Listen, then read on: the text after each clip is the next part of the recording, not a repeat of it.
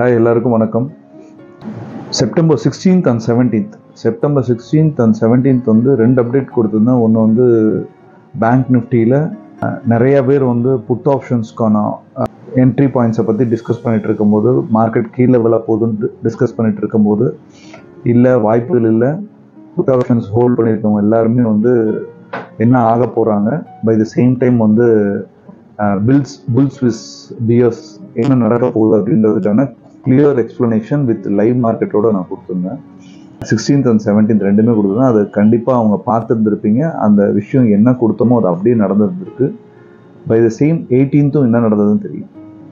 இது எல்லாமே பார்த்தீங்கன்னா ஆக்சுவலாக இந்த நியூஸோட இன்னைக்கு ஒரு டாப்பிக்கை நான் பேசின விஷயத்தோட இன்னைக்கு ஒரு டாப்பிக்கை கனெக்ட் பண்ணுறதுக்கான இன்ஃபர்மேஷனுக்காக அதை சொன்னேன். 16th and 17th buy on rumours, sell on news. இதுதான் இன்னைக்கான மிக முக்கியமான டாபிக்.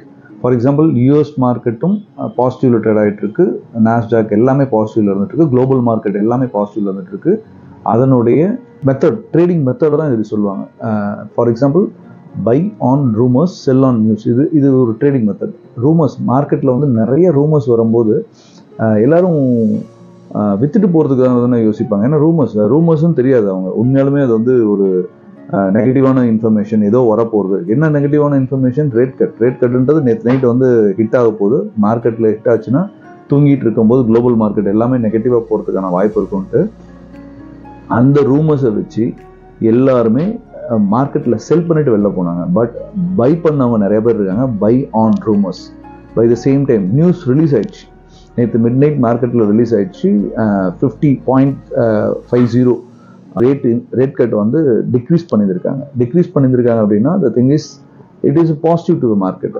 ஸோ அன்சேஞ்சுன்னு வந்ததுன்னா நியூட்ரலாக இருக்கும். ஃபெட்டனோட இன்ட்ரெஸ்ட் ரேட்டை இன்க்ரீஸ் பண்ணியிருந்தாங்க அப்படின்னா the thing is it will be negative. இது எதுவுமே நடக்காமல் டிக்ரீஸ் பண்ணியிருக்கிறதுனால பாசிட்டிவாக நடந்து இன்றைக்கி மார்க்கெட் வந்து மேலே போயிருக்கான். ஃபார் எக்ஸாம்பிள், இந்தியன் மார்க்கெட்டில் எல்லா செக்மெண்ட்ஸுமே மேலே இருக்குது.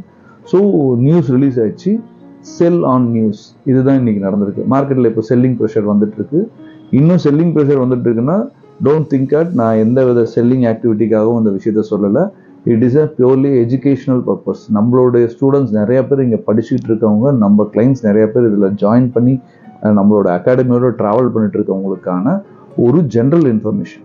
இந்த ஜென்ரல் இன்ஃபர்மேஷனை எடுத்து மார்க்கெட்டோட நீங்கள் அப்ளை பண்ணி எப்படி இதை நீங்கள் ஒரு ஃபைனல் அவுட்புட் கொண்டு வரலாம், எடுக்கலாம், டெசிஷன் மேக்கிங் எப்படி எடுக்கலாம்ன்றதை பாருங்கள். All the best. Happy trading.